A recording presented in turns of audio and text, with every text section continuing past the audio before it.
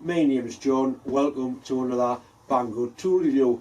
This review is a little bit different. First thing is, I'm not in my workshop, and the second thing is the tool is actually a woodworking tool. Now I don't do a great lot with wood, but my friend Mick does. He's got all the different sorts of wood, so we can do like different types of wood as I would use different types of metal. The tool we're going to be doing is what's called a Forstner drill for drilling basically blind holes into bits of wood. Before we start, there's one or two things I want to make perfectly clear. The first thing is Banggood don't make these. Banggood import them from China, or export them from China because they're based in China. The second thing is Banggood have sent me these tools completely free of charge. I can do with them whatever I want. I'll probably end up giving them to Mick. The third thing is, if you click on the link at the beginning of the video and buy a set of these drills or buy anything through my link, I do get a small commission.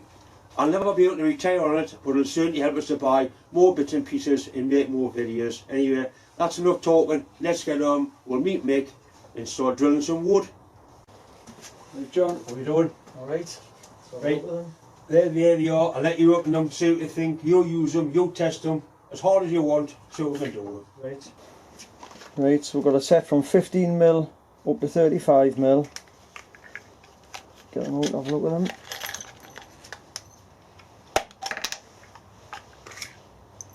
Right, so we've got the drill bit itself, like the Forstner bit, size marked on.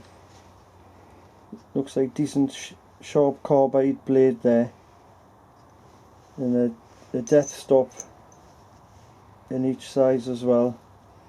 So if you're drilling a blind hole, you can set your stop to whatever height, and when the drill goes in, the stop will keep each hole to the same depth. That's handy to have because that's useful at times.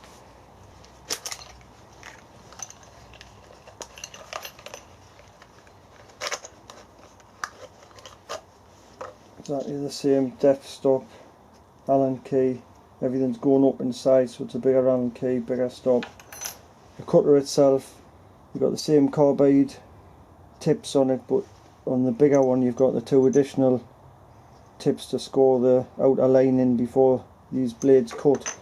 So what happens on a bigger one, like these outer ones cut the circumference of the circle into the wood, and then these blades like chisel the wood out as you go down, bore it down. These stop it going wider, you know, the holes splaying out and splitting at the edges, so they look nice and sharp as well.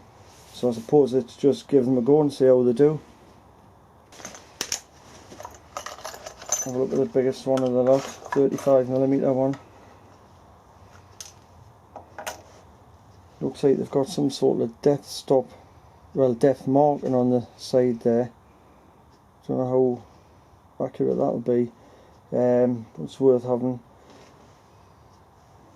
Same again, looks good. It's got the outer tips on it. They look sharp. They look sharper than I thought they might, to be honest. With the carbide, I thought they're normally made of high speed steel, the average ones you get, which is obviously really sharp, but I thought the carbide mightn't be as sharp, but it does look like decent edge on it.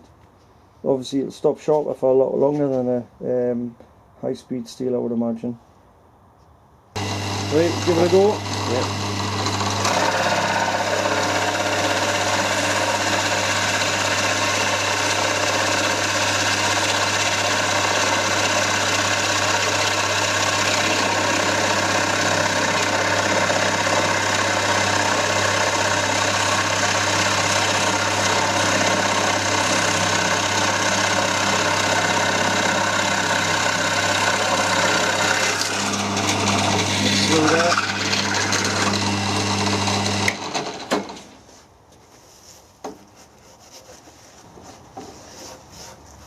I would say that went through with these, John.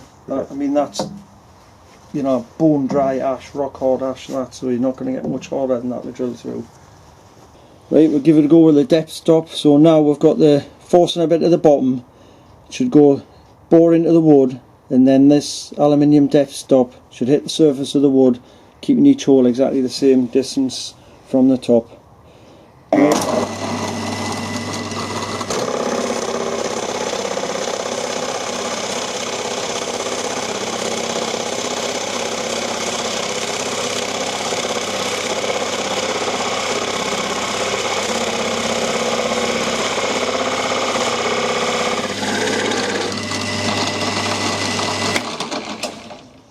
So what would you use these for, Mick? Well, if you're putting, say, kitchen hinges in a door or something like that, uses this type of thing where you would set like the hinge into there. What you would do is practice on a scrap bit of wood, get this set the exact height so your hinge goes in flush if it needed to touch the bottom. Otherwise you would probably just go like a touch deeper than you needed. Then once you've set it, if you're putting your workpiece under, if it's the same height, it should just do the same depth each time. This is like a decent mahogany type wood, John, like a decent hard bit. I've got a softer bit we're going to try, and this is end grain, so the grain's coming up the wood that way, opposed to the last bit we did, the grain was running along.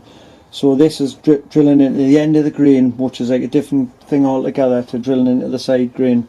So we'll see how it does with this. Again, it's like a hard, decent wood.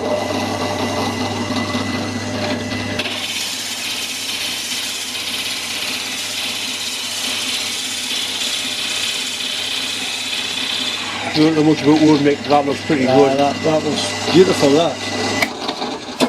Really nice. Same piece of wood, but now doing the side grain. So the grain's running that way. So it should be better than it was, but it can't get much better than that anyway, to be honest.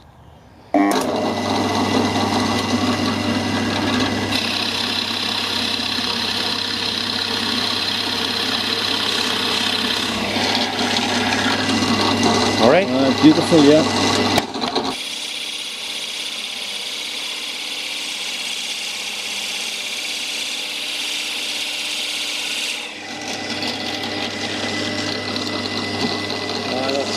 Beautiful, John.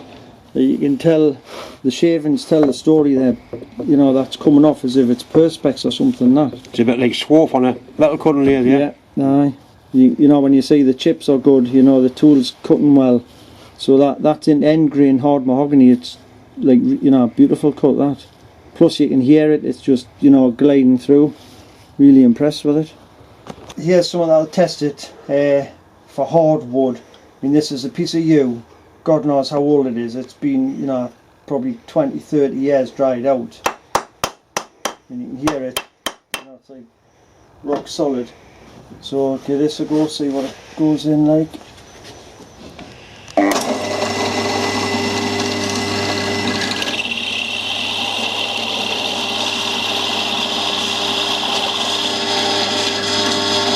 Yep, no bother. Straight in, same again, see the shavings, nice, clean, even shavings. I mean, I could have went in a lot faster than that, but there's no point, you know. But you can see that's like a lovely smooth bore in there, which is another sign it's actually cutting, not just like riving its way through. We've got a bit of MDF here, not very nice stuff. Again, quite easy to make a mess of where the bit goes in, so we'll see how it goes in here. Judging by the last few things, I would say it'll be no problem.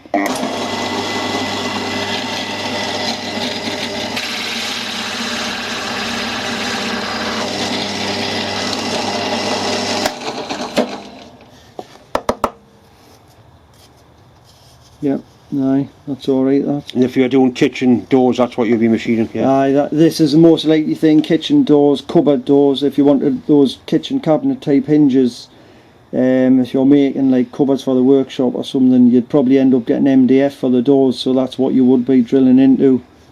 Doesn't leave too big a, where the bottom centre pilot thing is, that's not too deep either, because sometimes they're quite long, so you've got to be careful you don't like pop through the back or something, you know, when you're drilling thinner stuff.